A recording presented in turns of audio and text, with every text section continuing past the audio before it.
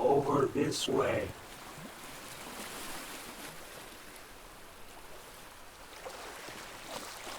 You mustn't swim near those rocks. No, you mustn't. There are many sharp places there, and the waves will pluck you right up and dash you onto the jagged rocks. Much better to swim out here in the open. Much more room to swim fast, and room below to dive and swim up again. Why do you stare at me so? I am not so well versed in the customs of your people, but I am given to understand that among most of them, it is considered rude to stare. Strange. You do not have the look of those who live near this place. Are you not from around here?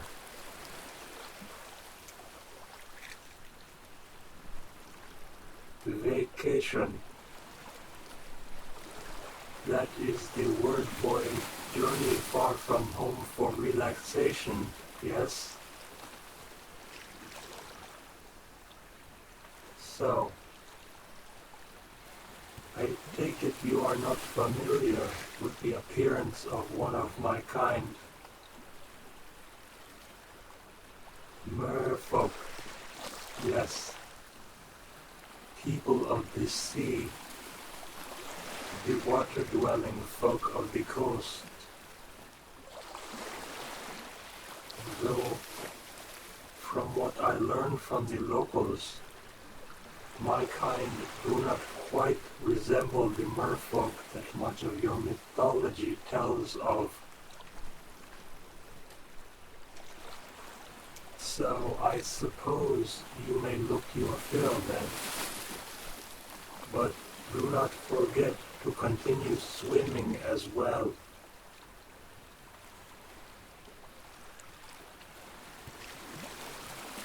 Certainly, I would be happy to answer your questions. I greatly enjoy interacting with the folk of the land. My teeth,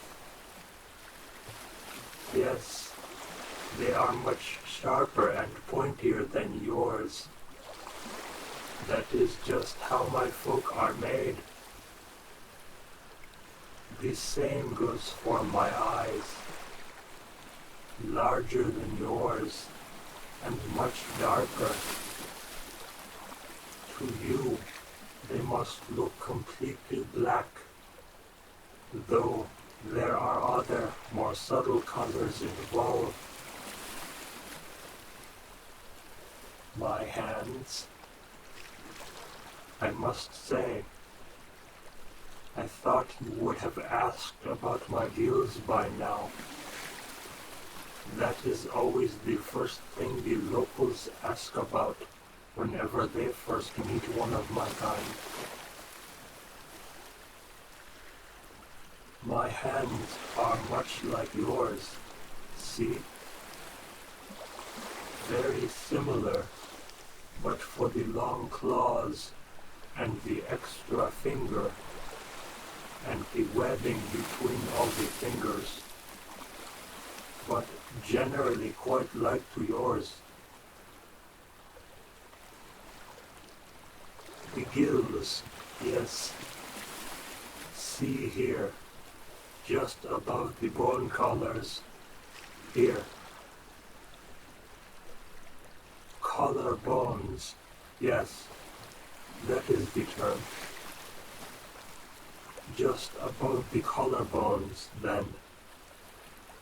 If you look close, you can see the openings where the water flows in, and lower down, along my ribs, There are these slits where it flows out again, much like the gills of the sharks. Oh no, no, no. Calm yourself. There are no sharks about presently. I checked before swimming into this little inlet. Do sharks worry you? I suppose you people of the land are not as adept at sensing their presence, but they are only dangerous when they are hungry, and even then, only the larger ones are a cause for concern. Except for the Klukata, bull sharks, I believe the fishermen call them. Very dangerous, and often found in places where humans do not expect them. But there are none here at present. Do not be afraid. Who else knows about me? Do you mean me personally? Or do you mean my people living in this area? Well, of course the locals know. They've known about the Merfolk in this area for centuries. They teach their children about us, and so the generations go by, and we get along quite well, each in our own proper place. Why on earth would they tell folk from other places? Few would believe them, and the few who did would only bring others here and cause crowding, and so many meddlesome fools would get themselves injured or drowned trying to find us. And we can be very hard to find when we care to take the trouble. But what brings you to this place? Of all the places you could have gone on your journey from home for relaxation thing, your vacation, why here? True, it is a wonderfully relaxing place. The weather is pleasant here most of the time. The beach has very clean, smooth sand, and the waves do not get overly large here.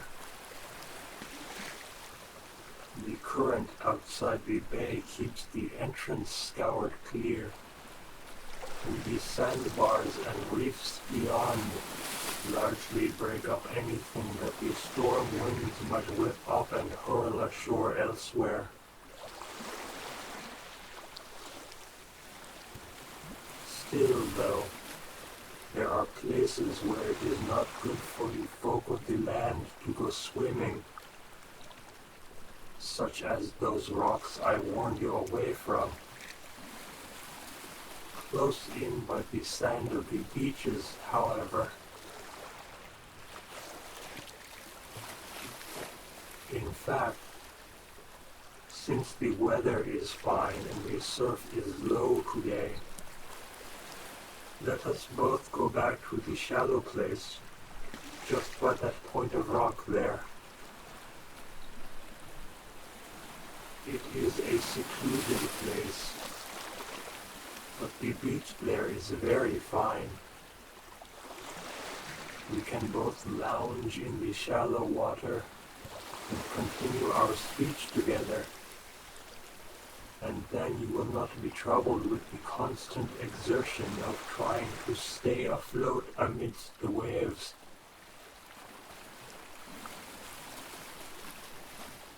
Oh, how slow you swim. Every time I forget how slowly you people of the land move in water. Here, take hold of my wrist and hold on tightly.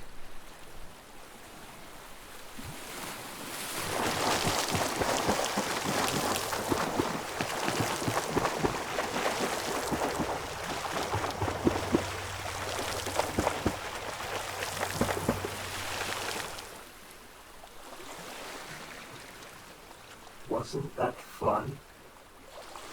I can swim even faster than that. But of course I had to swim in such a way that you were not dragged under the water or overcome by all the splashing and waves.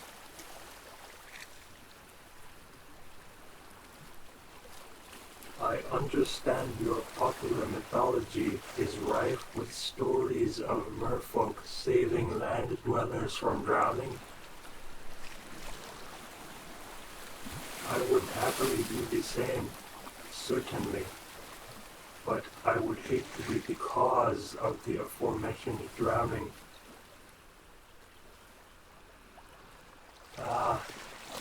Here the water becomes very shallow. Let us lay here, supported by the waters, rolling to and fro on the shallow, sandy bottom. Much easier for you than trying to tread water and talk at the same time. I see you continuing to steal glances at my tail. You have only to ask, and I will happily show you. For the waves here make the water to move and shift about, and a clear view of the tail in such conditions is difficult. It is about what you might expect, according to most of the legends your people tell. A long, sinuous tail covered in fish scales, with a long ribbon of fin along top and bottom, and a broad vertical tail at the end. I can easily fold the fins down for lounging, or other occasions when a broad spread of fins are not needed.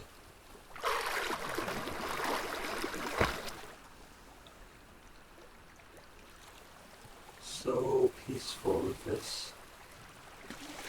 I have seen many of your own folk lounging on beaches, letting the warm sand and the sunlight heat and relax their bodies. For us people of the sea, this shallow water basking is much the same thing. We often do so here on this very beach, in fact. Mostly during times when we are sure there are not many people about other than the locals. We even have a sort of signal service worked out with them. See that flagstaff out there on the end of the harbor pier? There's a green flag flying under all the rest on the lanyard. That means there are very few non-locals about the place, and none likely on their way to the beach. If that should change, someone will call the harbor watch and they'll run up another flag. It isn't foolproof, but it generally works.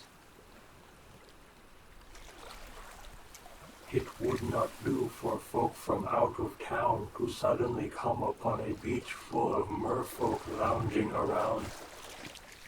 It could make for an awkward situation. And you are probably probably wondering why I have been speaking and socializing with you if you are not one of the locals. Think on it, human. Who would believe you? Who would give credit to a story about meeting a half-man, half-fish creature and talking with it? You would sound quite mad, so you would. And besides, you have a face that appears worthy of trust, at least according to my own understanding of such things.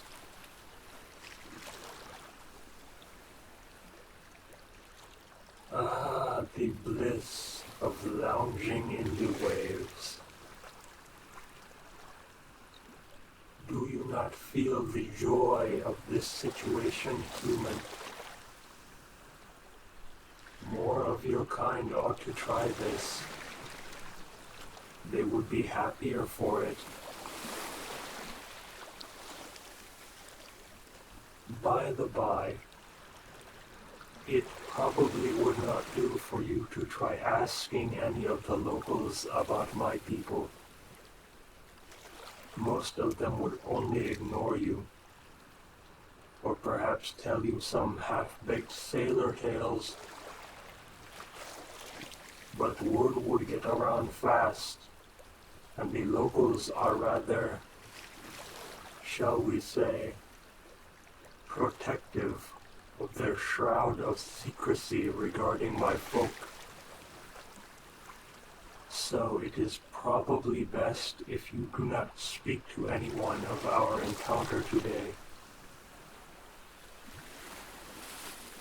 I do not mean to sound threatening at all, but it would be better for your health if you stay silent on the matter. But by all means, do feel free to come swimming in this area whenever you like, as long as your vacation trip lasts. I should like to continue talking with you.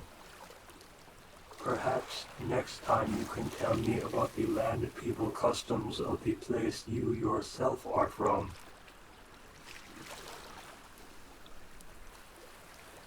But for now, the tide is coming in, and there are things I must be about.